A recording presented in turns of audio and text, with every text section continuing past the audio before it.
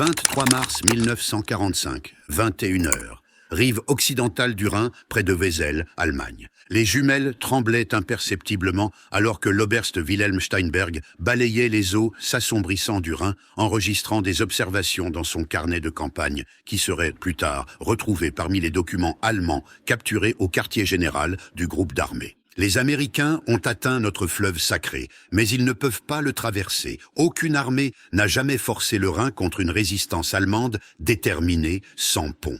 À travers le crépuscule naissant, il venait d'observer quelque chose qui renforçait 3 ans de doctrine défensive de la Wehrmacht. Les lueurs de l'artillerie illuminaient la rive occidentale. Des milliers de canons se préparaient pour ce que les commandants allemands s'attendaient à être un assaut fluvial traditionnel, nécessitant des jours de préparation, des opérations de pontage fixe et des points de traversée vulnérables que leurs canons de 88 mm pourraient systématiquement détruire. En Allemagne, le Rhin avait protégé la nation pendant 2 millénaires. Même maintenant, avec le Reich s'effondrant de l'Est et de l'Ouest, les ingénieurs militaires assuraient aux commandants que la largeur de 1300 pieds du fleuve et ses courants rapides rendaient impossible toute traversée sans de longues préparations du génie. 2000 hommes du 7e bataillon des Black Watch, 51e division Highland, se préparèrent à entrer dans l'eau. Non pas dans des bateaux d'assaut vulnérables qui feraient la navette sous le feu, non pas en attendant que les ingénieurs complètent des ponts flottants sous le bombardement d'artillerie, mais à bord de véhicules que les renseignements allemands avaient catastrophiquement échoué à correctement évaluer. Les étranges camions en forme de bateaux, désignés DUKW, avaient été observés en Normandie et en Italie, mais les analystes de la Wehrmacht les avaient rejetés comme des engins de débarquement spécialisés pour les opérations de plage, sans pertinence pour la guerre fluviale. Les mathématiques de la défense du Rhin étaient sur le point d'être brisées, non pas par une puissance de feu supérieure ou des effectifs écrasants, mais par l'ingéniosité industrielle américaine que les défenseurs allemands n'avaient jamais imaginé pouvoir être déployés contre leur dernière forteresse naturelle. Un échec systématique du renseignement qui transformerait le fossé infranchissable de l'Allemagne en une autoroute pour les blindés alliés. L'effondrement avait commencé des mois plus tôt, dans les évaluations du renseignement allemand. Le général d'air infanterie Günther Blumentritt, chef d'état-major du général-feldmarschall Gerd von Rundstedt, témoignerait plus tard auprès des interrogateurs alliés de la méprise fondamentale de la Wehrmacht sur les capacités amphibies américaines. Les rapports de renseignement de Sicile, Salerne et Normandie avaient décrit des Schwimmwagen, voitures nageuses, mais les analystes allemands les avaient classés parmi les curiosités de l'excès américain, comme les navires à glace et les bataillons de Coca-Cola. Parmi les défenseurs se trouvait le major Hans-Georg Model, fils du général-feldmarschall Walter Model, servant avec la première armée parachutiste, son journal personnel, capturé après sa reddition en avril 1945, fournirait aux historiens un aperçu des présomptions allemandes sur la défense du Rhin.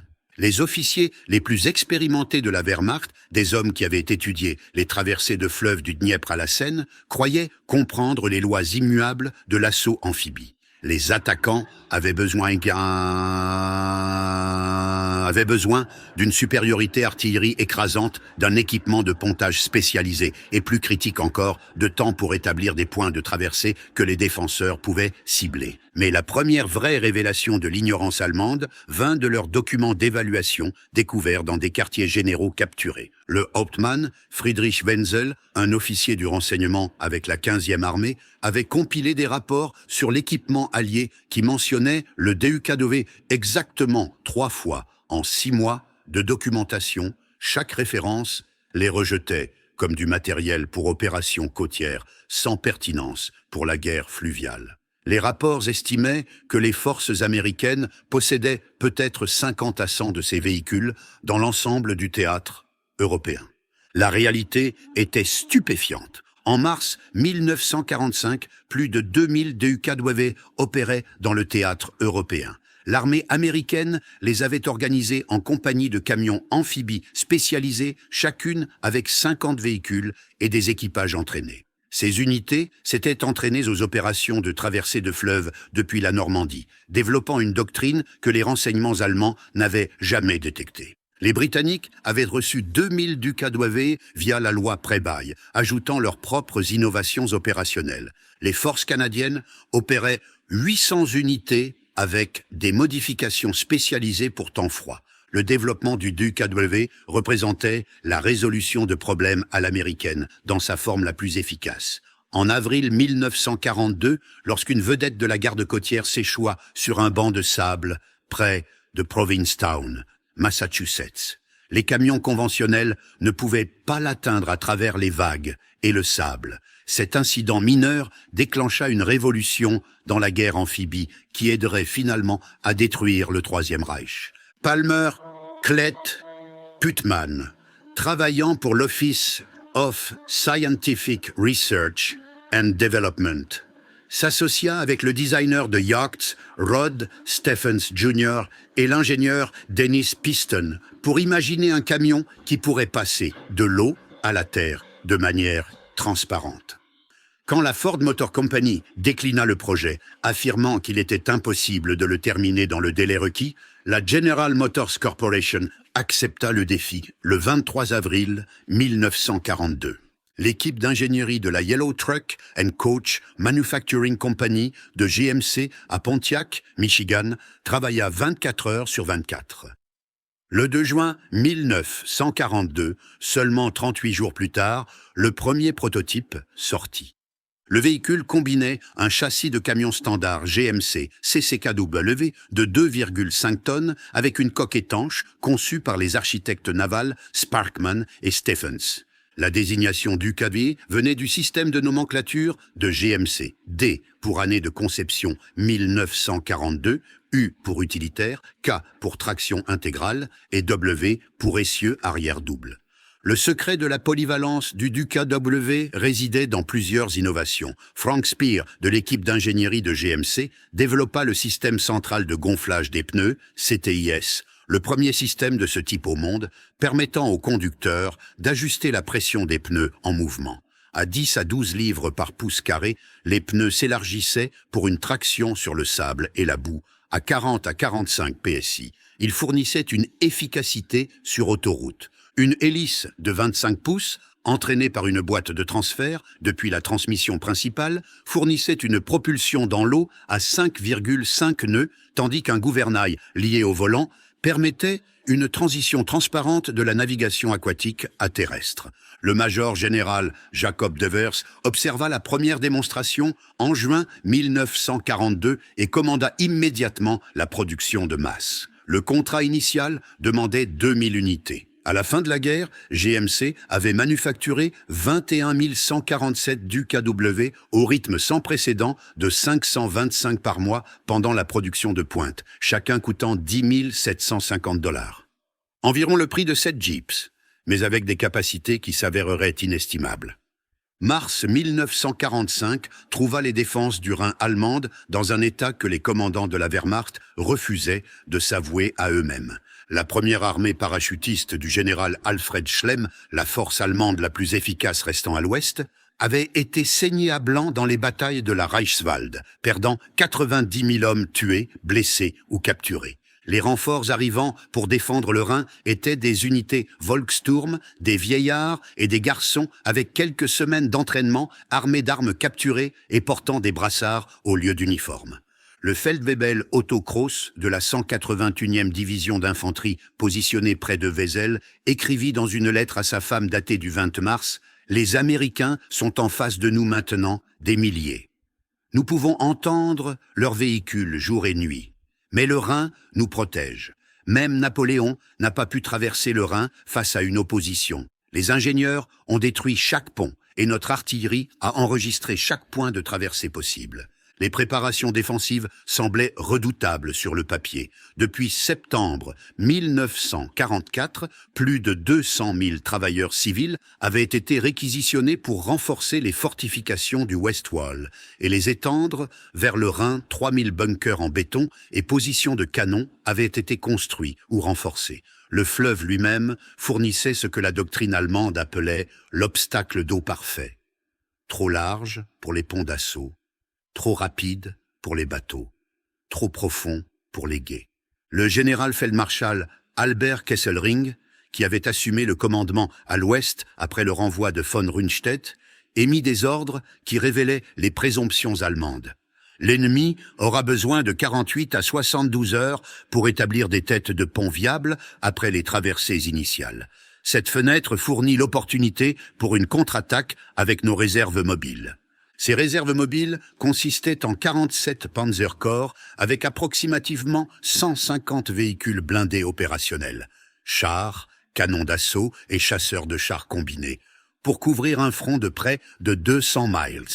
Mais l'échec allemand, le plus critique, était conceptuel. La doctrine de la Wehrmacht, affinée through 5 ans de guerre, comprenait les traversées de fleuves comme des opérations séquentielles, supprimer les défenseurs avec l'artillerie, envoyer l'infanterie de l'autre côté dans des bateaux d'assaut, établir de petites têtes de pont, commencer la construction de ponts sous le feu, renforcer graduellement au fur et à mesure que les ponts étaient complétés, puis finalement envoyer les blindés de l'autre côté. Chaque phase fournissait aux défenseurs des opportunités de concentrer le feu et de lancer des contre-attaques. Inconnus des renseignements allemands, les forces alliées avaient assemblé la plus grande concentration de véhicules amphibies de l'histoire, le long de la rive occidentale du Rhin. Au 22 mars 1945, des centaines de DUKW avaient été positionnés dans des zones dissimulées à moins de 5 miles des points de traversée planifiés. Chaque véhicule avait été rendu étanche, inspecté mécaniquement et chargé avec des manifestes de cargaison spécifiques qui maintiendraient leur stabilité dans l'eau. Le lieutenant-colonel William Thompson, commandant la 458e Amphibious Truck Company, se souvint des préparatifs méticuleux. Nous savions que ce n'était pas la Normandie avec les marées et les obstacles de plage le Rhin. C'était une question de courant, de point de sortie, de coordination avec l'artillerie pour ne pas être touchés par nos propres obus.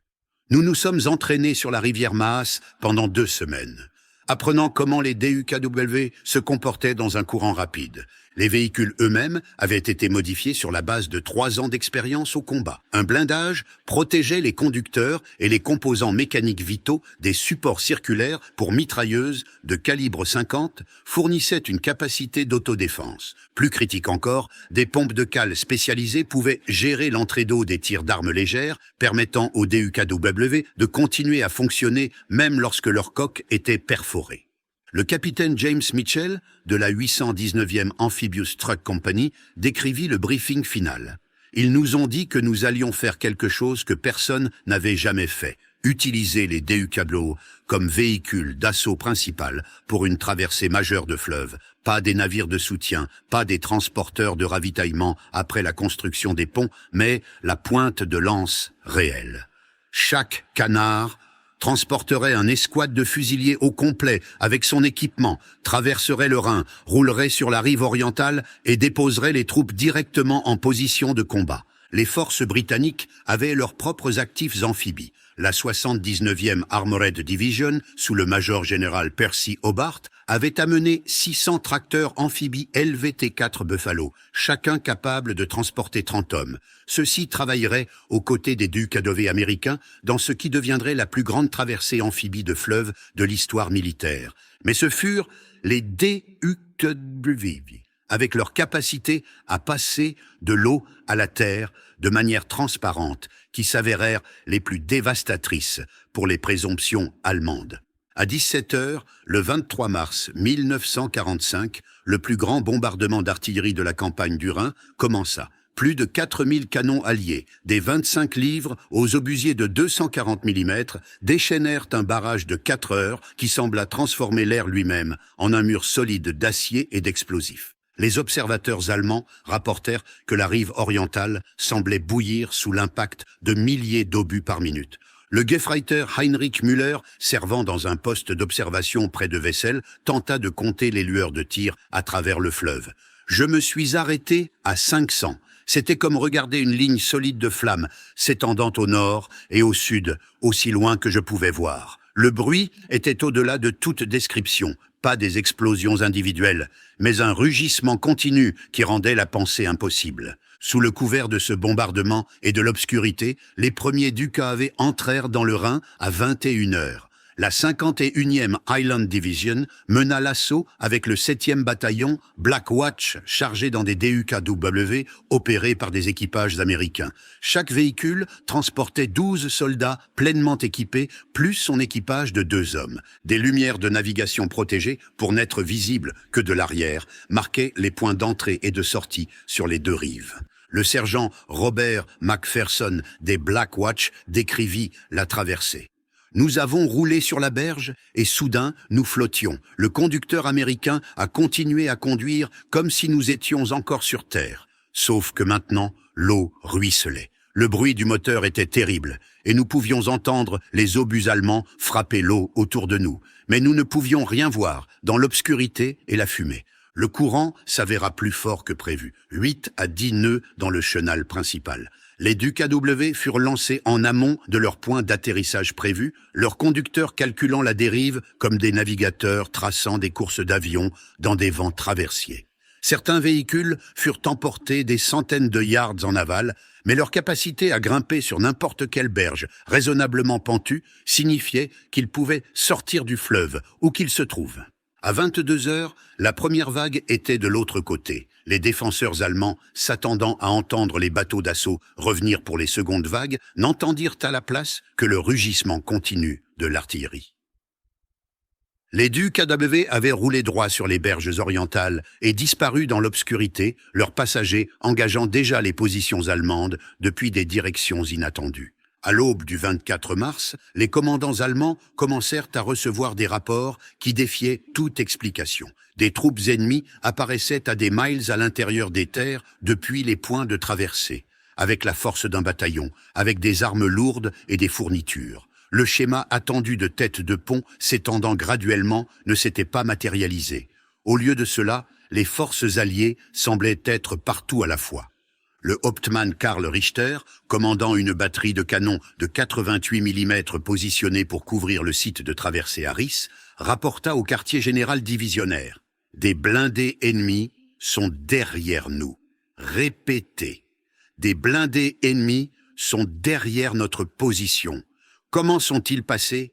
Tous les ponts sont détruits. Nous n'avons vu aucune construction de ponton. Ce que Richter avait rencontré n'était pas des chars, mais des DUKW transportant des armes de soutien d'infanterie, mortiers, mitrailleuses et canons anti-chars qui avaient roulé directement du Rhin à des positions à 3 miles à l'intérieur des terres. La capacité amphibie du véhicule leur permettait de contourner les points forts allemands positionnés pour défendre les routes évidentes depuis la berge. L'échelle de l'opération devint apparente alors que le brouillard matinal se levait. Des centaines de DUKW faisaient la navette à travers le Rhin en flux continu, contrairement aux bateaux d'assaut qui nécessitaient des équipages du génie et étaient limités à des traversées perpendiculaires à des sites préparés. Les DUKW pouvaient entrer et sortir du fleuve n'importe où les berges le permettaient. Les observateurs d'artillerie allemands rapportèrent des camions nageurs traversant à des douzaines de points le long d'un front de 22 miles. Le major Wilhelm Hoffmann, officier des opérations pour la 185e division, enregistra dans son journal de guerre « L'ennemi a déployé un type de véhicule amphibie en des nombres que nous n'avions jamais anticipés.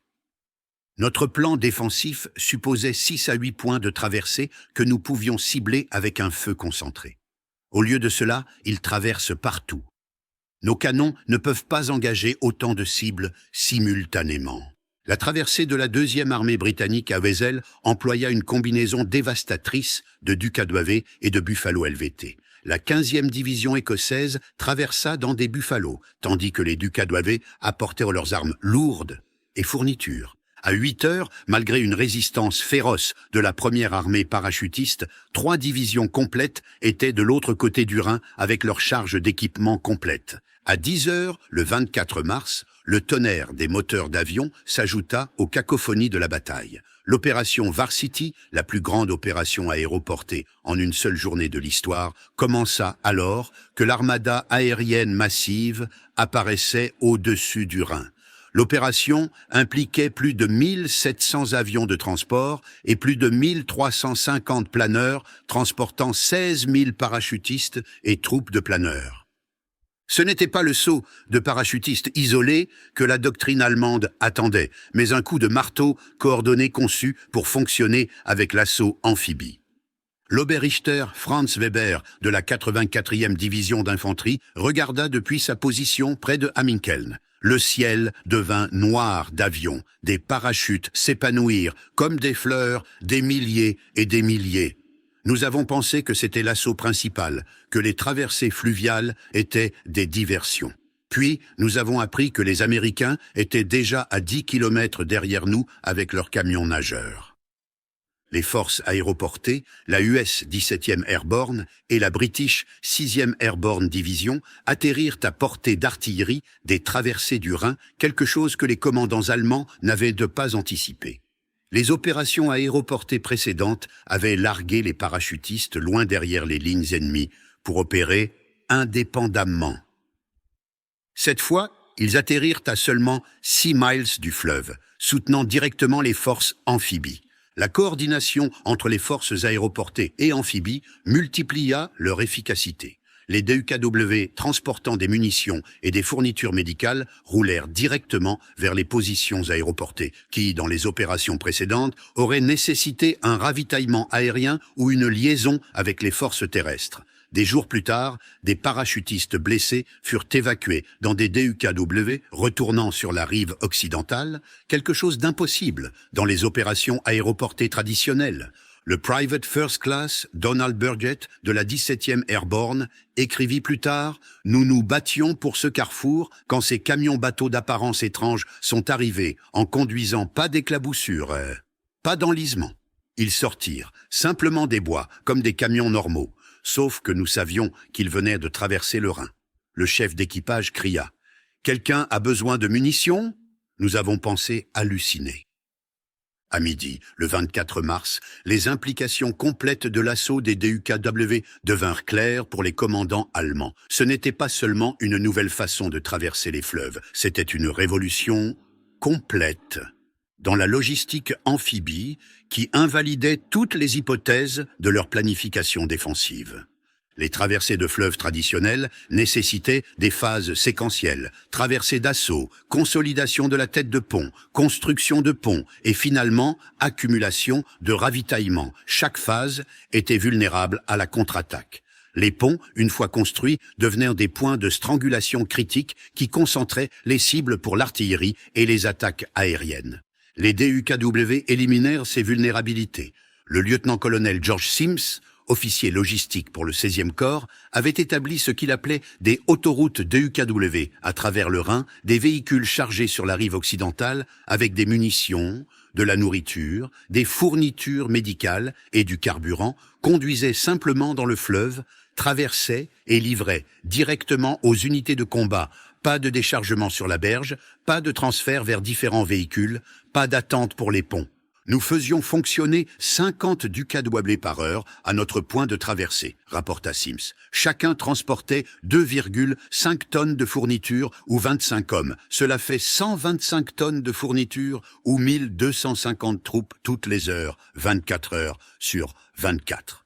Les Allemands cherchaient des ponts à bombarder, mais il n'y en avait pas, juste des camions traversant l'eau.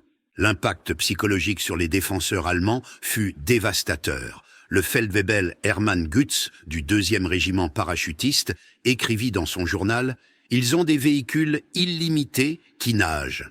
Comment arrêtez-vous une armée qui peut transformer n'importe quel fleuve en route? Nous faisons sauter des ponts pour rien. Ils n'ont pas besoin de ponts. » Les sergents de ravitaillement rapportèrent des expériences surréalistes. Le Technical Sergeant Anthony Rousseau de la 32e division d'infanterie décrivit l'établissement d'un dépôt de ravitaillement. Nous sommes à 3 miles du Rhin du côté allemand, d'accord? Et voilà qu'un DUKW arrive directement de l'eau, dégoulinant, transportant de la nourriture chaude dans des conteneurs isolés. Les cuisiniers sur la rive occidentale avaient préparé le repas, l'ont chargé dans le canard et il a roulé directement vers nous. Du café chaud au milieu d'une bataille. Les Allemands ont dû penser que nous étions fous.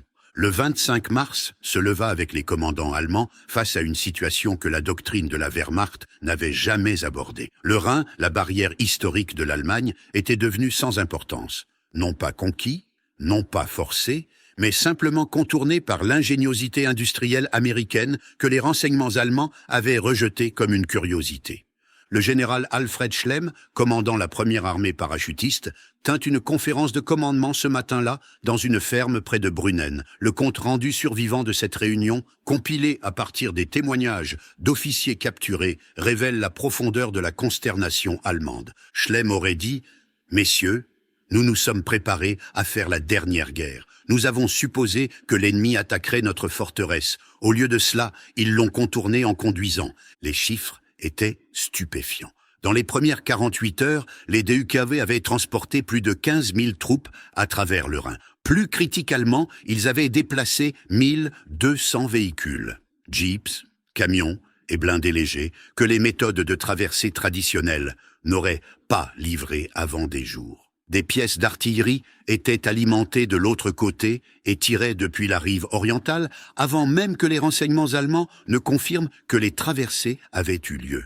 L'Oberst Heinrich von Lüttichau, commandant les restes de la Panzerbrigade 106, tenta une contre-attaque près de Wesel le 25 mars. Le journal de guerre de son unité enregistre « Attaquer vers le fleuve pour détruire la tête de pont ennemi. Aucune tête de pont trouvée au sens traditionnel. Forces ennemies distribuées sur un front de 15 km sans centre apparent. Véhicules nageurs renforçant continuellement tous les points impossibles d'identifier une cible critique. Attaque échouée avec de lourdes pertes.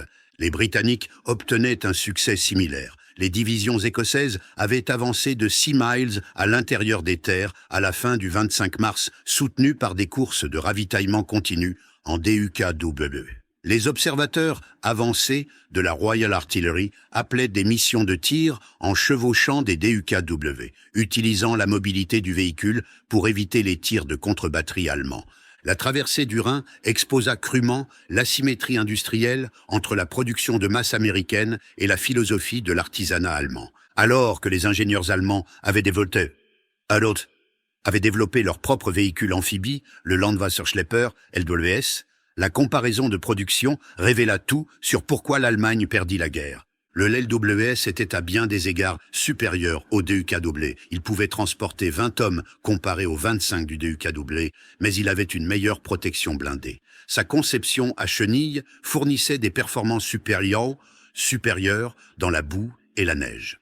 Les ingénieurs allemands avaient résolu des problèmes complexes d'étanchéité des systèmes de chenilles et créé des pompes de cale fiables.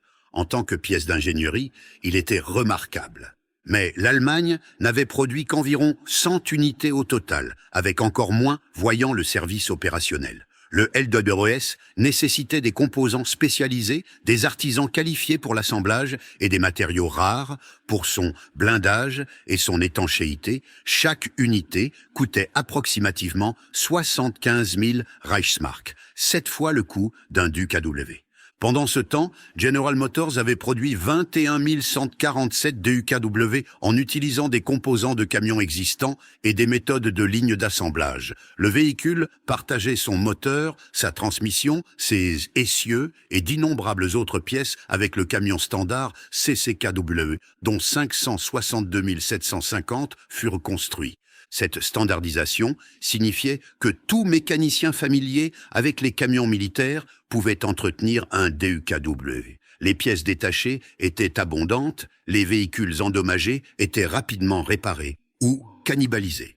Le Master Sergeant Edwin Coleman, chef de la maintenance pour la 462e Amphibious Truck Company, expliqua l'avantage. Nous avons maintenu 90% de nos canards opérationnels tout au long de la traversée. Quand quelque chose cassait, nous avions les pièces. Quand nous n'avions pas les pièces, nous pouvions adapter quelque chose d'un camion régulier. Essayer de faire cela avec une arme miracle allemande spécialisée. La philosophie de production s'étendait au-delà des simples nombres. Les DUKW américains étaient conçus pour la facilité d'utilisation. Tout soldat qui pouvait conduire un camion pouvait apprendre à opérer un DUKW en quelques heures. Les véhicules allemands nécessitaient des équipages intensivement entraînés. La production de masse américaine supposait que les opérateurs seraient des soldats citoyens avec un entraînement minimal. La conception allemande supposait des soldats professionnels avec des mois de préparation. Les récits personnels des deux côtés du Rhin révèlent la dimension humaine de cette révolution technologique et tactique. Il ne s'agissait pas de statistiques de production abstraites ou d'évaluation stratégique, mais de jeunes hommes expérimentant la transformation de la guerre en temps réel. Le Private First Class, James Hush, de la 89e Infantry Division, se souvint de sa première vue des DUKW. Nous étions alignés sur la rive ouest, nous attendant à nous entasser dans des bateaux d'assaut sous le feu, comme nous nous étions entraînés. Puis ces choses qui ressemblaient à des bateaux avec des roues sont arrivées en roulant sur la berge. Un type de la marine, oui, la marine, au milieu de l'Allemagne, nous fait signe de monter à bord. Je lui ai demandé « Qu'est-ce que c'est que ce truc ?» Il a souri et a dit « Votre taxi pour Berlin, soldat ».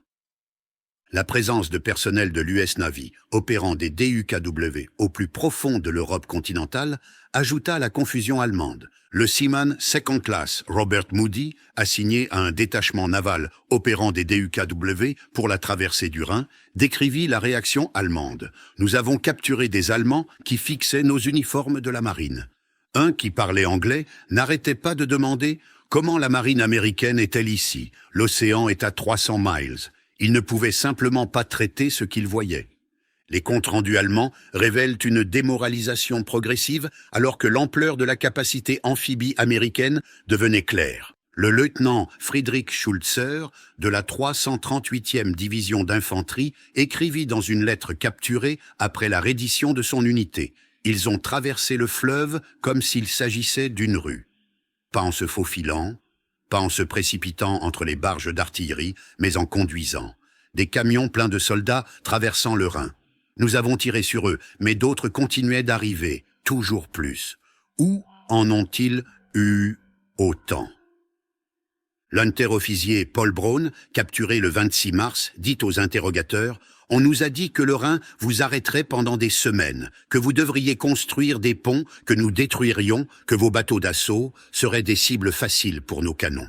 Personne ne nous a parlé des camions nageurs. Personne ne nous a averti que vous pouviez traverser n'importe où, n'importe quand. Nous nous sommes préparés pour la mauvaise guerre. » Au 26 mars 1945, juste 72 heures après que le premier DUKW soit entré dans le Rhin, la position défensive allemande s'était complètement effondrée. Ce que la doctrine de la Wehrmacht insistait, prendrait des semaines, avait été accompli en 3 jours.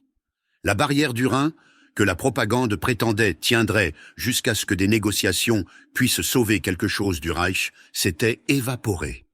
Les statistiques de ces 3 jours révélèrent l'ampleur de la révolution.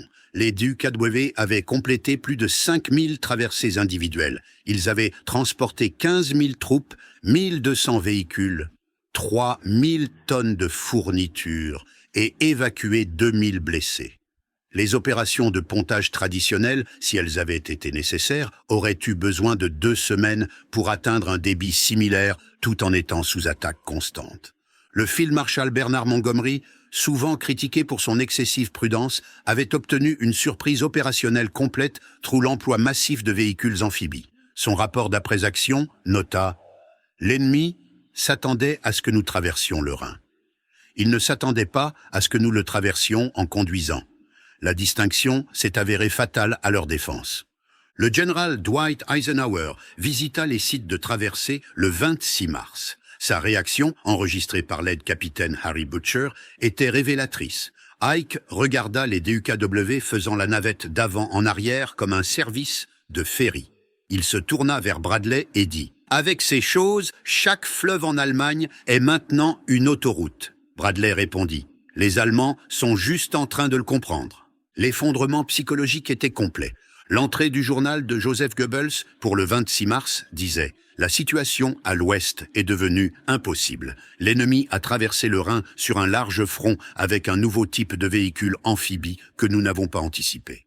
Notre dernière barrière naturelle est partie. La guerre est perdue. Le 27 mars vit l'exploitation complète de la percée du Rhin. Avec les forces allemandes en désarroi complet, les commandants alliés déchaînèrent leurs forces mobiles, les DUKW, ayant accompli leur mission amphibie, révélèrent maintenant une autre capacité. Ils pouvaient opérer comme des camions réguliers, avançant avec les pointes blindées.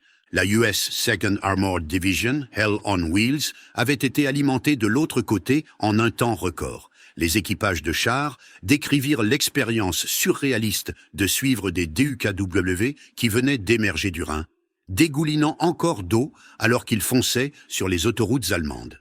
Les véhicules amphibies transportaient du carburant et des munitions directement aux unités de chars avançant, éliminant la pause traditionnelle pour l'accumulation de ravitaillement après une traversée de fleuve. Le major général Isaac White, commandant la 2nd Armored, rapporta « Nous avons avancé de 50 miles le 27 mars seul. Dans toute opération précédente, nous aurions attendu que les ponts soient complétés et que les fournitures soient stockées.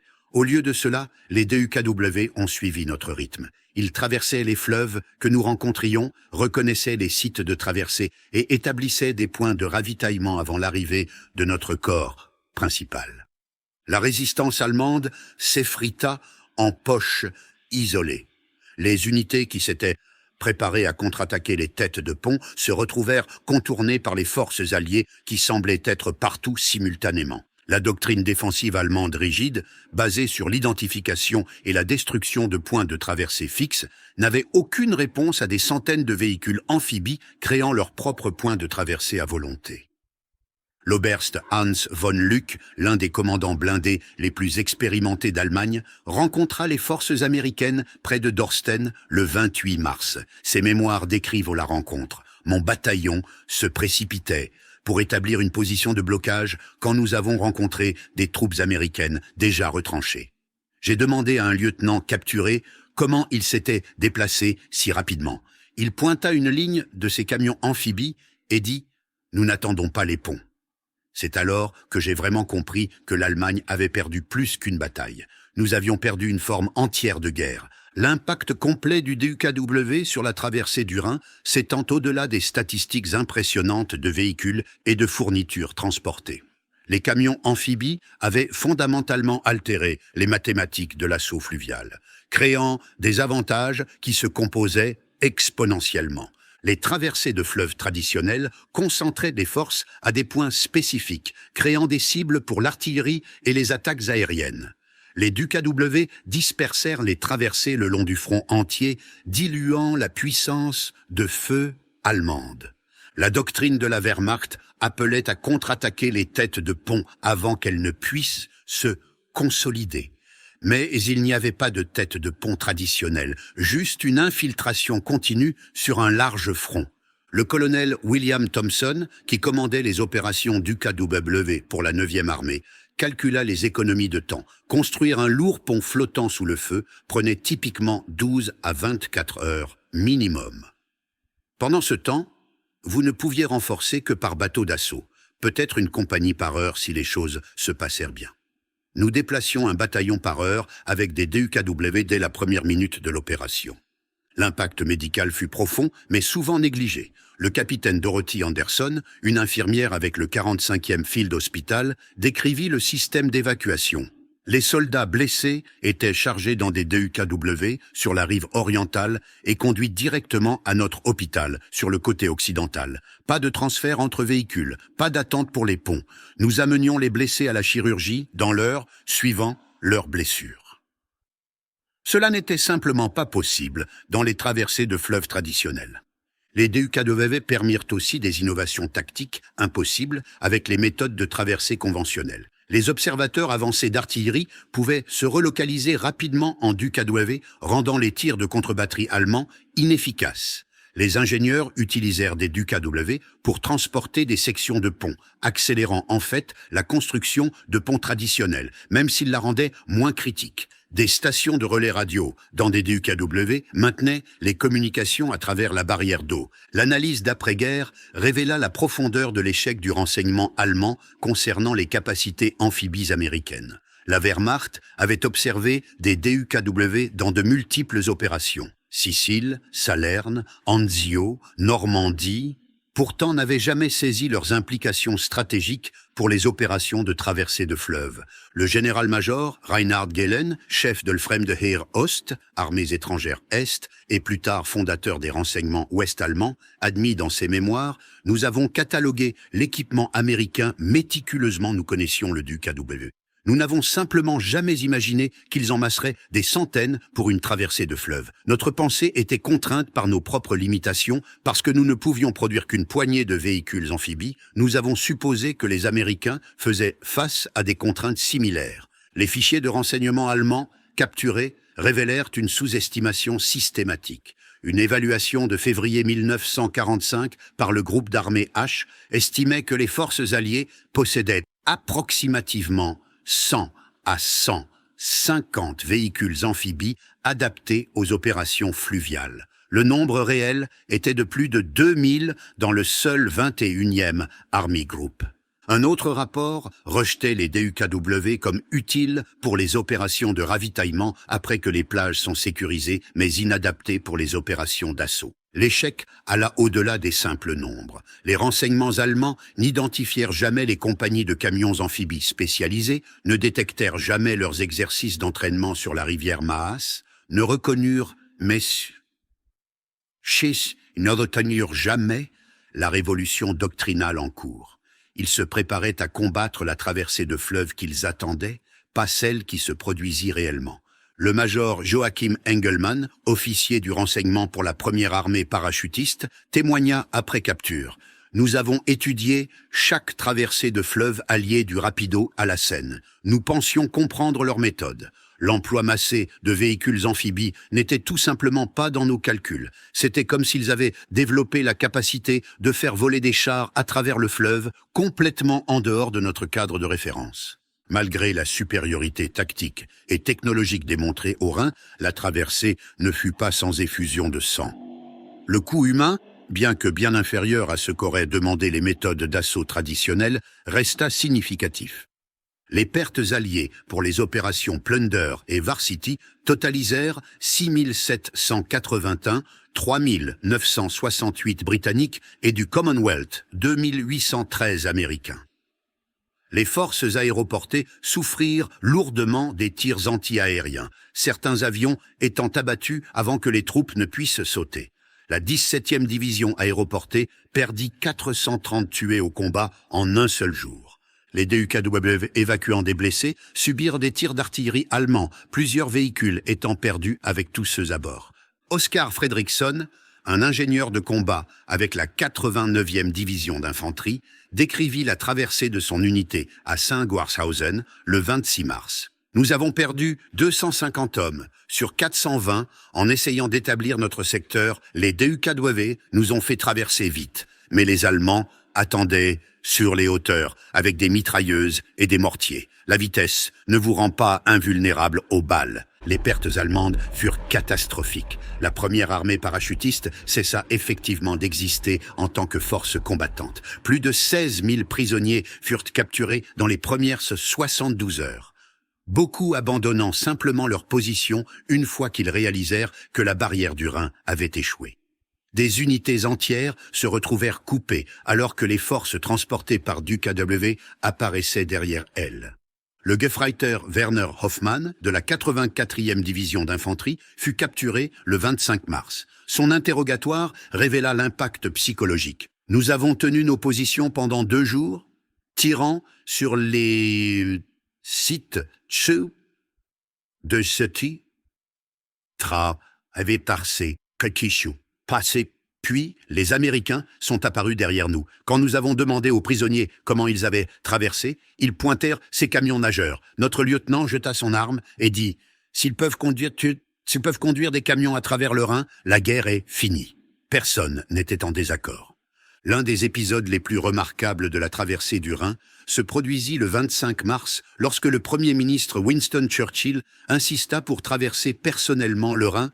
Ce n'était pas une simple théâtralité. Churchill comprenait la signification historique des armées alliées traversant le fleuve sacré de l'Allemagne. Churchill, accompagné du Field Marshal Montgomery et du General Alan Brooke, observa d'abord les traversées depuis un pont ferroviaire démoli à Wessel, puis, contre les conseils urgents de son détail de sécurité et les ordres explicites d'Eisenhower, Churchill embarqua sur une LCVP, Landing Craft, véhicule personnel américaine, et traversa sur la rive orientale. L'aide de camp de Montgomery, le lieutenant-colonel Trumbull Warren, enregistra la scène. Le PM était absolument déterminé. Il dit « Je vais traverser le Rhin. J'ai attendu des années pour ce moment. » L'équipage américain était horrifié quand ils réalisèrent qui étaient leurs passagers. Mais Churchill était déjà à bord, un cigare serré entre les dents, faisant des signes V pour victoire. Pendant 30 minutes, le Premier ministre britannique se tint sur le sol allemand à l'est du Rhin, tandis que des obus d'artillerie allemands atterrissaient assez près pour asperger le groupe de débris. Churchill aurait ramassé une poignée de terre et dit « terre allemande ». La traversée était militairement inutile et risquée, mais psychologiquement puissante. Le leader de la Grande-Bretagne debout sur le territoire allemand conquis. L'incident révéla un autre avantage de l'assaut amphibie. Churchill pouvait traverser parce que les DUKW et les engins de débarquement opéraient continuellement. Avec un pontage traditionnel, une telle traversée aurait nécessité l'arrêt du trafic militaire sur un pont critique. La nature distribuée de l'opération amphibie rendit le geste théâtral de Churchill possible. Le succès de la traversée du Rhin accéléra la fin de la guerre en Europe d'environ 3 semaines, selon l'analyse d'après-guerre par l'US Strategic Bombing Survey. Cette accélération vint non pas du simple fait de traverser, mais de la vitesse et de l'ampleur de l'opération permise par les véhicules amphibies. La doctrine de traversée de fleuves traditionnels aurait nécessité des opérations séquentielles. Établir de petites têtes de pont, construire des ponts sous le feu, renforcer graduellement, puis percer après accumulation de ravitaillement. Ce processus, même réussi, aurait pris 2 à 3 semaines minimum. Les forces allemandes auraient eu le temps d'établir de nouvelles lignes défensives, de détruire les infrastructures et potentiellement de négocier. Au lieu de cela, les Alliés accomplirent en 72 heures ce que la planification allemande supposait prendrait des semaines. Au 26 mars, 3 armées alliées fonçaient dans l'intérieur de l'Allemagne. La Ruhr, le cœur industriel de l'Allemagne, était encerclée. Au 1er avril, la vitesse de l'avance empêcha les Allemands de détruire les usines, les ponts et les fournitures qui auraient pu prolonger la résistance. Le général Omar Bradley calcula les vies sauvées. Si nous avions dû traverser le Rhin de la manière traditionnelle, bateaux d'assaut, ingénieurs construisant des ponts sous le feu, renforcement graduel, nous aurions perdu 50 000 hommes minimum. Les DUKW transformèrent ce qui aurait dû être un bain de sang en un exercice de transport. L'impact stratégique se répercuta vers l'Est. Les forces soviétiques, apprenant le succès de la traversée du Rhin, accélérèrent leurs propres opérations vers Berlin, ne voulant pas que les alliés occidentaux capturent Pakuntilotak Katukukei Kisapi, Isuktal na Sakizazi. La course entre l'Est et l'Ouest, qui façonnerait l'Europe d'après-guerre, fut intensifiée par les DUKW traversant le Rhin. Au 28 mars 1945, la structure de commandement allemande à l'ouest s'était effectivement désintégrée. Les communications entre les unités se rompirent, alors que les quartiers généraux battaient en retraite ou étaient submergés. La vitesse de l'avance alliée, permise par le succès de la traversée du Rhin, empêcha toute réponse défensive coordonnée. Le général-feldmarschall Walter Model, commandant le groupe d'armée B, trouva ses forces divisées et piégées dans la poche de la Ruhr. Son ordre final émis le 29 mars révéla le désespoir. L'ennemi a accompli l'impossible au Rhin. Une résistance supplémentaire ne fait qu'augmenter la souffrance. Je libère tous les soldats de leur serment. Sauvez-vous comme vous le pouvez. Model se suicida le 21 avril plutôt que de se rendre. L'effondrement psychologique était complet. Les soldats de la Wehrmacht, qui s'étaient battus avec ténacité pour chaque village allemand, se rendirent maintenant en masse. Le Rhin avait une signification mythique. Sa perte signifiait que la guerre était véritablement finie. Les unités, qui auraient pu mener une guerre de guérilla, se dissolvèrent simplement. Le moral civil, déjà brisé par les bombardements, s'effondra complètement. La traversée du Rhin démontra qu'aucune barrière naturelle ne pouvait protéger l'Allemagne. Si le Rhin pouvait être traversé en 3 jours, quel était l'intérêt d'une résistance continue ? Les responsables locaux commencèrent à négocier la reddition de leur ville pour éviter la destruction. Hans Frank, gouverneur général nazi de Pologne, écrivit dans son journal « Le Rhin est traversé. Le fleuve sacré qui a protégé l'Allemagne pendant 2000 ans est tombé en 72 heures. S'il y avait un doute sur notre sort, il est parti. Nous faisons face non pas à la défaite, mais à l'anéantissement. La traversée du Rhin changea fondamentalement la pensée militaire sur les opérations amphibies. Avant mars 1945, l'assaut amphibie était principalement associé aux invasions maritimes. Normandie, saut d'île en île dans le Pacifique. Le Rhin démontra que les capacités amphibies étaient également décisives dans la guerre continentale.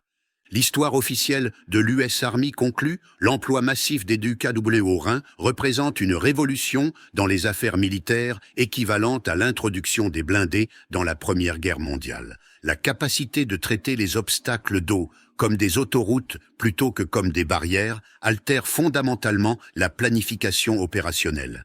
Les observateurs soviétiques, attachés aux quartiers généraux alliés, prirent des notes soigneuses. Le colonel Ivan Yakushine rapporta à Moscou. Les Américains ont résolu le problème de la traversée de fleuves par la production de masse industrielle. Ils ont simplement construit tellement de véhicules amphibies que les fleuves deviennent sans importance. Cela a des implications pour tout futur conflit en Europe. L'armée britannique, bien qu'ayant participé à l'opération, conduisit des études extensives. Le brigadier Richard Goodbody écrivit « Nous ne devons plus jamais supposer que les barrières d'eau fournissent un avantage défensif significatif contre un ennemi avec un équipement amphibie approprié. » La traversée du Rhin prouve que la capacité industrielle prime sur l'avantage géographique. Alors que les généraux revendiquaient le crédit du succès de la traversée du Rhin, les vrais héros étaient les équipages de DUKW qui la rendirent possible. Ces hommes, beaucoup de détachements de l'US Navy se retrouvèrent au milieu de l'Allemagne opérant, ce qui équivalait à des cibles flottantes.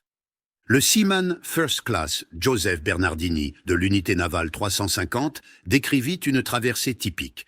Vous conduisez cette grosse cible lente à travers 1300 pieds d'eau ouverte. Les 88 Allemands tirent sur vous. Des mortiers tombent autour de vous. Des mitrailleuses essayant de trouver la portée. Vous ne pouvez pas zigzaguer beaucoup ou le courant vous emporte. Vous serrez juste le volant, poussez l'accélérateur et priez. Les équipes de maintenance accomplirent des miracles en maintenant les DUKW opérationnels. Travaillant sous le feu, souvent dans l'obscurité, ils réparèrent les brèches de coque, remplacèrent les hélices endommagées par des débris et gardèrent les moteurs en marche, malgré être trempés d'eau du Rhin. Le Master Sergeant Thomas Riley de la section de maintenance de la 458e Amphibious Truck Company rapporta « Nous rebouchions les trous avec tout ce que nous pouvions trouver, des boîtes de rations aplaties, des morceaux de plaques de blindage allemandes, même des chevilles en bois. Si ça flottait et bougeait, nous le gardions en marche. » Les opérateurs britanniques de DUKW, entraînés par les Américains, ajoutèrent leurs propres innovations. Le sergent-major William Davies du Royal Army Service Corps développa une technique pour utiliser les DUKW pour sauver les équipages de chars détruits. Nous conduisions droit vers les chars en flammes, utilisions notre véhicule comme un bouclier et tirions les tankistes blessés à bord. L'eau dégoulinant de notre coque aidait avec la chaleur. Ça où va, des douzaines de gars, de cette façon. Après la guerre, les professionnels militaires allemands conduisirent des études exhaustives de leur défaite. La traversée du Rhin figurait en bonne place dans ces analyses, comme un échec de l'imagination autant que matériel. Le général Franz Halder, ancien chef de l'état-major général, écrivit en 1948 « Nous nous sommes préparés extensivement pour la traversée du Rhin allié. Nous avons positionné nos réserves, enregistré notre artillerie, préparé les démolitions. Nous avons tout fait correctement selon notre doctrine. Nous n'avons simplement jamais imaginé que l'ennemi aurait des centaines de véhicules qui pourraient ignorer l'existence du fleuve. » L'étude opérationnelle finale de la Wehrmacht, complétée par des officiers allemands emprisonnés en 1946, admit « Le déploiement américain de véhicules amphibies en masse représente une forme de guerre que nous n'avons ni anticipé ni pu contrer avec les ressources disponibles. Même si nous avions su, l'industrie allemande n'aurait pas pu produire des nombres comparables.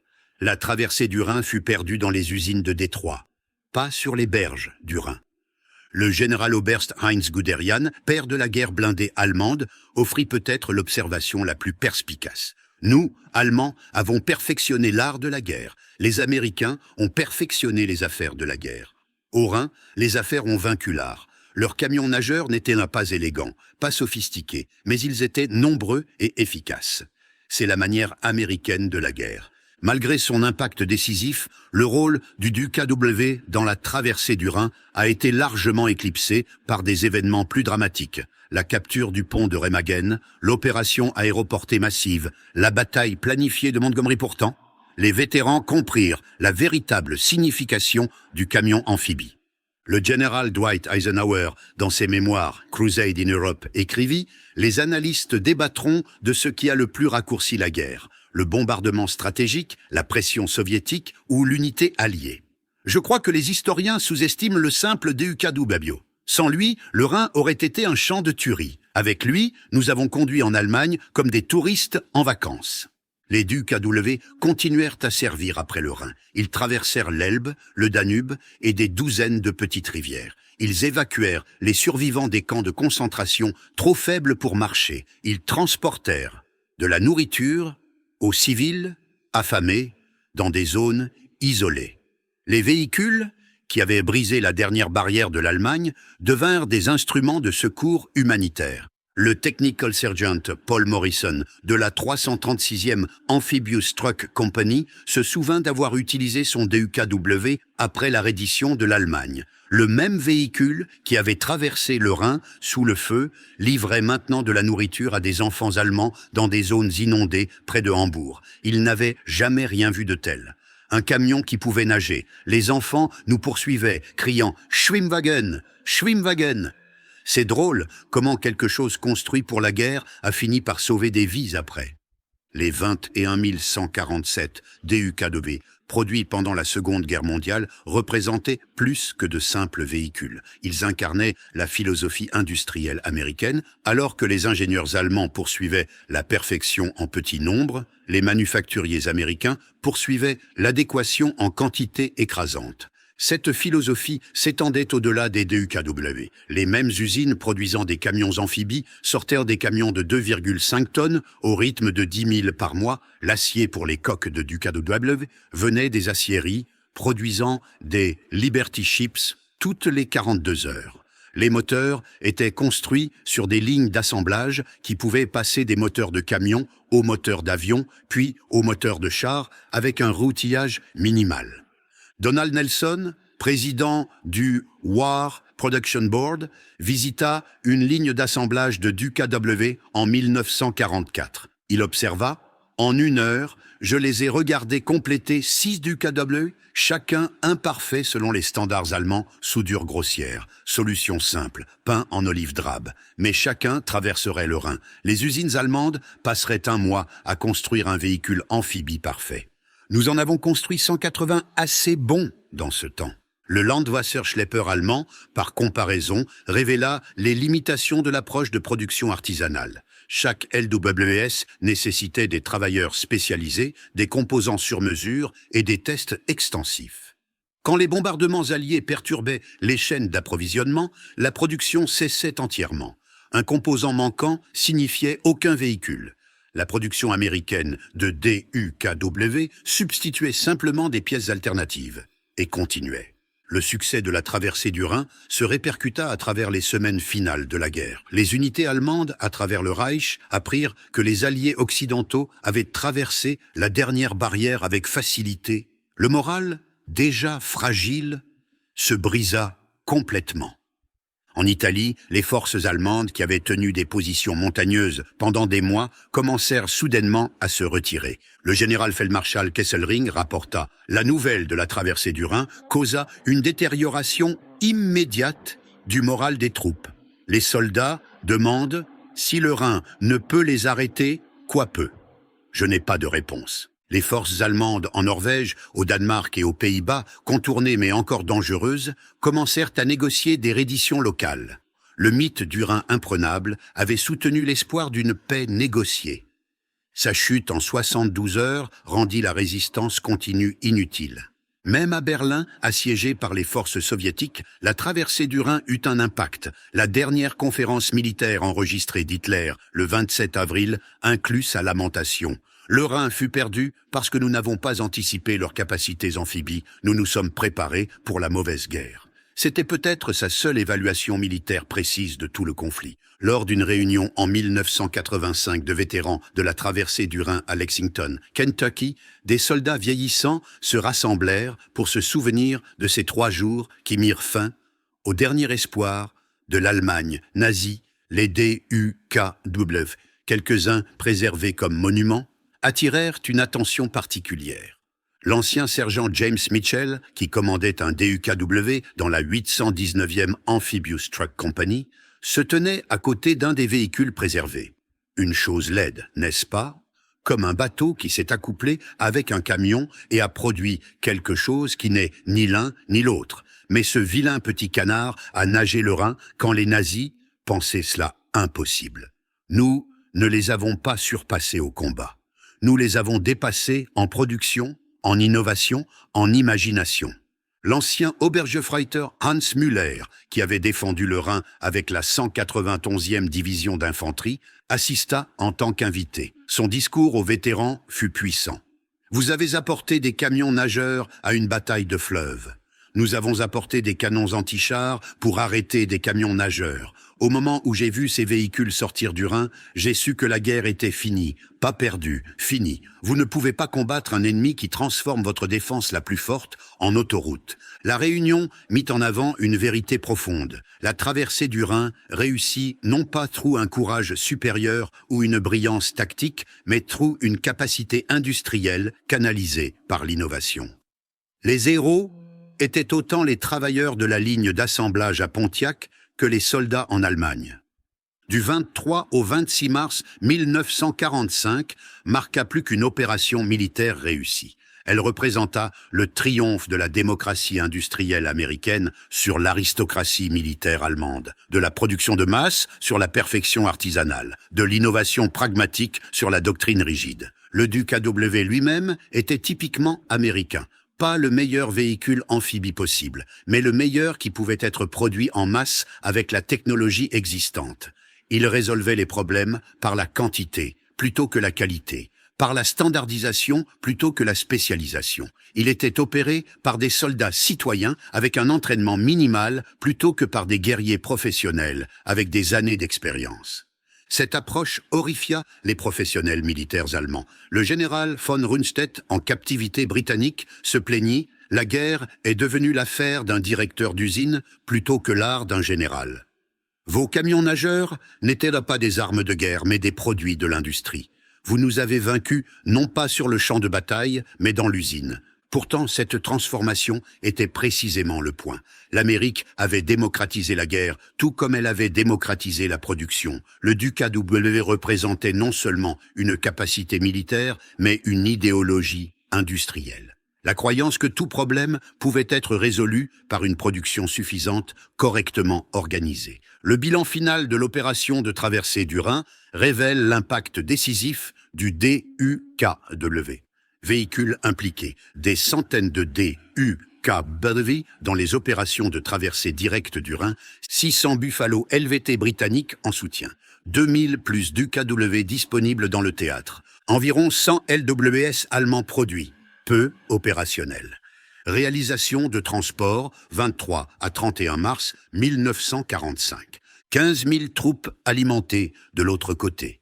1 200 véhicules transportés, 3 000 tonnes de fournitures livrées, 2 000 blessés évacués, 5 000 plus traversées individuelles de DUKW complétées. Comparaison de production, 21 147 DUKW manufacturés par les USA. 562 750 camions standards partageant des composants de DUKW. Environ 100 LWS produits par l'Allemagne. 0 véhicule allemand spécifiquement conçu pour l'assaut fluvial. Facteur temporel, 38 jours du concept du DUKW au prototype. 72 heures pour percer les défenses du Rhin. 3 semaines de guerre raccourcies par la traversée rapide. 50 000 pertes alliées estimées évitées. Analyse des coûts, 10 750 $ par DUKW, 75 000 Reichsmark par LWS. Ratio de coût 7 pour un favorisant la production américaine. Avantage infini dans le déploiement réel. Le rôle du DUKW dans la traversée du Rhin transcenda son impact militaire immédiat. Il démontra que la surprise technologique pouvait être obtenue non pas par des armes secrètes, mais par le déploiement massif de capacités que les ennemis rejetaient comme insignifiantes. La doctrine militaire d'après-guerre incorpora les leçons du Rhin. Les plans de guerre de l'OTAN pendant la guerre froide emphasèrent les véhicules amphibies pour traverser les nombreuses rivières d'Europe de l'Est.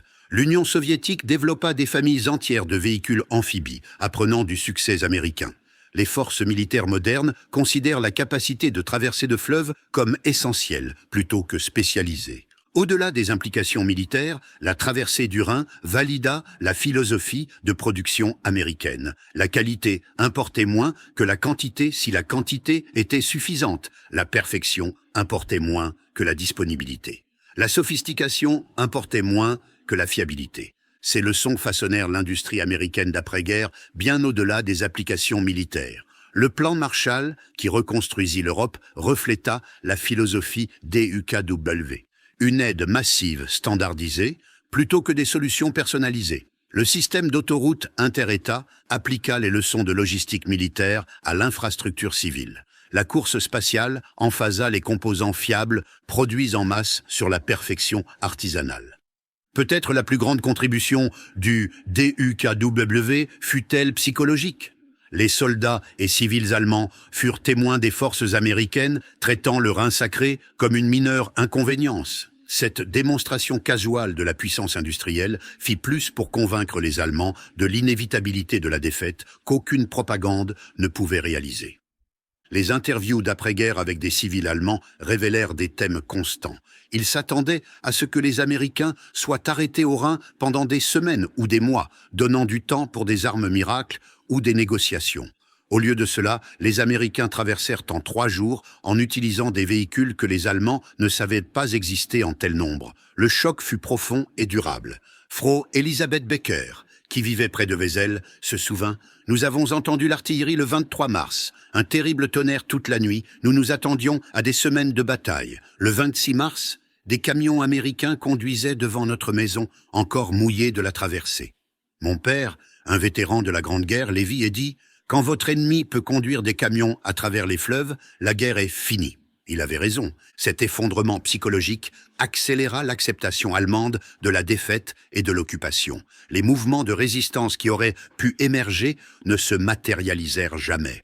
La démonstration de la capacité industrielle américaine au Rhin convainquit les Allemands que la résistance était futile, non pas à cause d'une défaite militaire, mais à cause de l'obsolescence technologique. Winston Churchill, qui avait personnellement traversé le Rhin pendant l'opération, offrit peut-être l'évaluation la plus éloquente dans ses mémoires de guerre. La traversée du Rhin de mars 1945 marqua non seulement la brèche de la dernière barrière de l'Allemagne, mais le triomphe d'une nouvelle forme de guerre. Les Américains, avec leurs camions amphibies, avaient résolu par l'industrie ce que nous, Européens, avions tenté par la stratégie.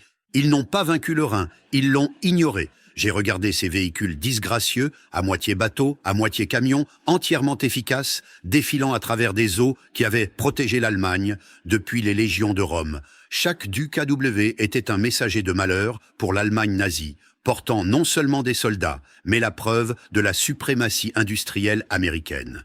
Dans ma longue vie, j'ai été témoin de nombreuses innovations militaires. La mitrailleuse, le char, l'avion. Mais peu m'ont impressionné autant que ces simples camions nageurs au Rhin. Ils représentaient non pas une brillance technologique, mais un génie organisationnel. Pas un perfectionnisme de style allemand, mais un pragmatisme de style américain. Quand je me suis tenu sur la rive orientale du Rhin le 25 mars 1945, regardant les DUKW émerger du fleuve comme des bêtes primordiales évoluant de la mer à la terre, j'ai su que je témoignais non seulement de la fin de la guerre, mais du début du siècle américain. Le 7 mai 1945, juste 6 semaines après la traversée du Rhin, le général Alfred Jodl signa la reddition inconditionnelle de l'Allemagne à Reims. Parmi les facteurs qu'il cita pour la défaite de l'Allemagne se trouvaient les capacités amphibies inattendues de l'ennemi au Rhin. Cette admission, enterrée dans de plus longues explications sur le bombardement stratégique et la pression soviétique, révéla l'impact véritable de la traversée. Le rapport final du général Eisenhower, en tant que commandant suprême, alloua un crédit significatif au DUKW. Aucune pièce d'équipement unique ne contribua plus à la conquête rapide de l'Allemagne que le camion amphibie. Il transforma les fleuves d'obstacles en autoroutes, transforma la logistique de l'imitation en avantage et raccourcit la guerre par des semaines, sinon des mois. La dernière traversée opérationnelle de DUKW du Rhin se produisit le 10 mai 1945, 2 jours après la reddition de l'Allemagne. Elle transportait non pas des soldats, mais des fournitures alimentaires pour des civils allemands dans des zones isolées, coupées par des ponts détruits. Le véhicule qui avait brisé la dernière barrière militaire de l'Allemagne était devenu un instrument de secours humanitaire. Le Private First Class Anthony DeMarco, conduisant ce dernier DUKW à travers le Rhin, se souvint. Pas de tir, pas d'artillerie, juste conduire à travers comme une croisière du dimanche. Des enfants allemands attendaient sur la rive orientale, espérant que nous avions du chocolat. 4 mois plus tôt, leur père aurait essayé de nous tuer. Maintenant, nous apportions de la nourriture. C'est ce que ces canards ont fait. Transformer l'impossible en routine, les ennemis en personnes ayant besoin d'aide. La traversée du Rhin de mars 1945 se tient comme un moment charnière dans l'histoire militaire. Non pas pour sa brillance tactique ou son importance stratégique seule, mais pour ce qu'elle représenta sur la nature changeante de la guerre. Le DUKW, disgracieux, non blindé, sans remarque, avait rendu sans importance une barrière qui avait protégé l'Allemagne pendant 2 millénaires. Les défenseurs allemands, préparés pour toute éventualité que leur doctrine pouvait imaginer, ne conçurent jamais que l'industrie américaine pouvait produire plus de 21 000 véhicules, qui rendaient les fleuves sans importance. Ils se préparèrent pour la mauvaise guerre, non pas par incompétence, mais par incapacité à imaginer la capacité productive américaine. Le Rhin ne fut pas conquis. Il fut rendu industriellement obsolète. Les centaines de DUKW qui traversèrent le Rhin entre le 23 et le 30 et 1 mars 1945 transportèrent plus que des soldats et des fournitures. Ils transportèrent la preuve que la production de masse américaine pouvait transformer les hypothèses fondamentales de la guerre. Chaque soldat allemand qui regarda un DUKW grimper sur la rive orientale du Rhin fut témoin de la mort des limitations militaires traditionnelles. Le Field Marshal Montgomery résuma l'opération avec une brièveté peu caractéristique. « Nous n'avons pas assailli le Rhin, nous avons fait la navette à travers. » Cette transformation de l'extraordinaire en banal, de l'impossible en routine, fut la véritable victoire du DUKW.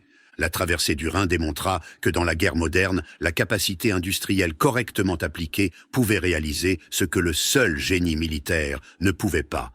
La Wehrmacht, peut-être la force militaire la plus professionnellement compétente de l'histoire, fut vaincue non pas par une stratégie ou des tactiques supérieures, mais par des camions nageurs produits sur les lignes d'assemblage de Détroit.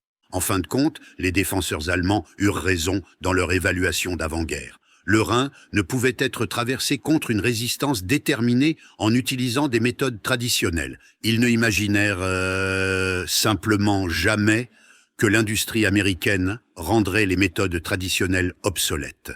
Les DUKW qui nagèrent le Rhin en mars 1945 ne transportèrent pas seulement des soldats, ils portèrent l'avenir de la guerre, où la puissance industrielle primerait sur l'avantage géographique, où la production de masse vaincrait la perfection artisanale, où l'innovation pragmatique submergerait la doctrine rigide. La véritable leçon de la traversée du Rhin n'était pas militaire, mais industrielle. Dans les guerres totales du XXe siècle, la victoire appartenait non pas aux meilleurs soldats, mais aux meilleures usines.